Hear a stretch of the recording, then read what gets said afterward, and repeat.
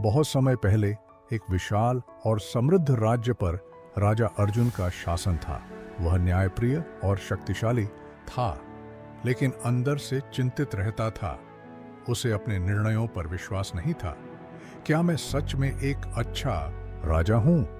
यह सवाल उसे हमेशा परेशान करता।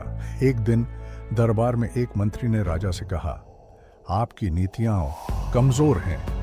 आपके बिना यह राज्य ज्यादा अच्छा चलेगा। ये शब्द राजा के दिल को चीर गए। क्या वह सच में एक कमजोर राजा था? राजा अर्जुन पूरी रात सो नहीं पाया। वह आईने में खुद को देखता रहा। क्या मैं सच में योग्य हूं?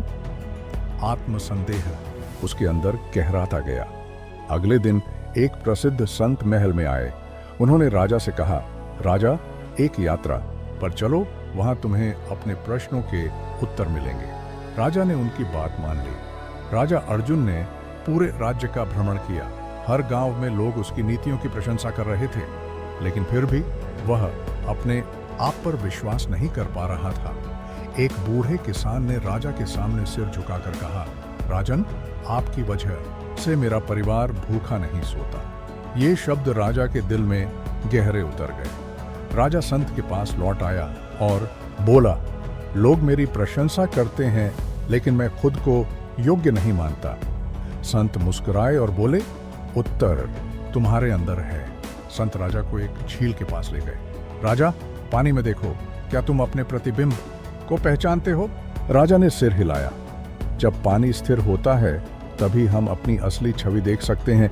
तुम्हें भी अपने मन को स्थिर करना होगा। राजा अर्जुन को समझ आ गया। वह आत्मसंदेह को त्यागने लगा और अपनी नीतियों पर विश्वास करने लगा। उसने सोचा, अगर मेरी प्रजा मुझ पर विश्वास करती है तो मुझे भी खुद पर विश्वास करना चाहिए। राजा वापस अपने महल लौटा। इस बार उसकी चाल में दृढ़ता थी। वह वही राजा था, लेकिन अब आत्मविश्वास से भरा हुआ था। फिर से दरबार में मंत्रियों ने उसे चुनौती दी, लेकिन इस बार राजा मुस्कुराया।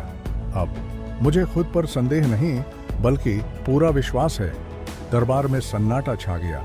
उस दिन राजा अर्जुन ने एक सीख पाई, दूसरों की बातें सुनना जरूरी है, लेकिन खुद पर विश्वास करना उससे भी ज्यादा जरूरी है। जब तक हम खुद पर विश्वास नहीं करेंगे, दुनिया हमें हमेशा कमजोर ही समझेगी। अंत में दुनिया आपको तभी मानेगी जब आप खुद को पहले मानोगे।